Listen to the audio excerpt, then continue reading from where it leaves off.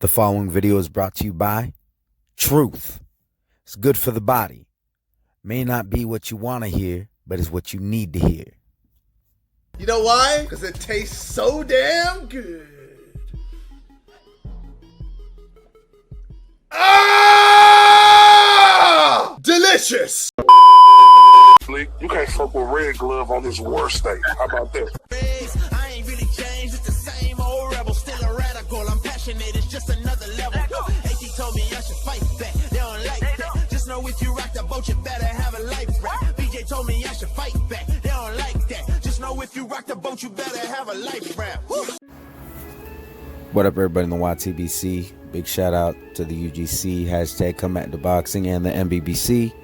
We get a chance, please go to the description box of this video. I put the links to all my brothers there. Please give them a listen, and if you feel compelled to do so, please subscribe. This is just going to be a quick little video. Today, the WBO has announced that they're going to start handing out super championship belts. I just want to give my quick thoughts. This is exactly what's wrong with the sport of boxing. When you have so many belts in circulation, it just waters down the sport.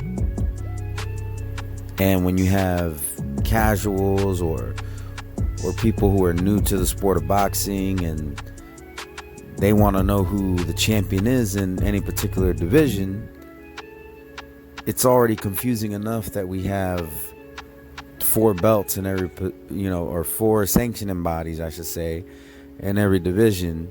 But now it's becoming the norm for each of these sanctioning bodies to have multiple belts per division. I mean, this isn't the Oprah Winfrey show. Everybody shouldn't be getting a belt. I mean, we're already in a position where there's too many belts in circulation. You got the WBA saying that, they said years ago they were going to start consolidating belts, and they've yet to do so. In fact, they've created new ones. You got a fucking WBA gold belt now. That was made after they said they were going to consolidate belts. Then you got the WBC with their bullshit franchise championship belt that they introduced last year. And now you got the WBO following suit. The only one who's not doing this bullshit yet is the IBF. Now, the IBF, they tend to be a little bit more on the up and up, but they're not perfect either. So it wouldn't surprise me if they decided that they were going to do this as well. But I think that this is just not the right move. I'm very disappointed in the WBO. We'll see what happens. I don't know the rules on this super champion. It tends to be with these upper echelon belts, or however you want to look at them, that you don't have to face your mandatory. That seems to be the norm with these. The franchise belt, they took it a step further and made it to where you can't even lose that belt in the ring. Like, so what's the point of even having that belt? Why would you want to put yourself in position to fight the franchise champion if you can't even take that belt off of the champion? So I don't really know what the particulars are with this WBO super belt, and to be honest, I really don't even give a damn, because at the end of the day, it's just another belt that doesn't need to be in circulation. And I know why it is. It's the money, sanctioning fees. And I've said this multiple times. I get it. The sport is also a business. So why don't you start charging higher fees for number 1, number 2, number 3 contenders? Why is that not an option? No, you got to throw another belt in there. You got to make it a lot harder, a lot more difficult for the fans to understand who is the man in any particular division.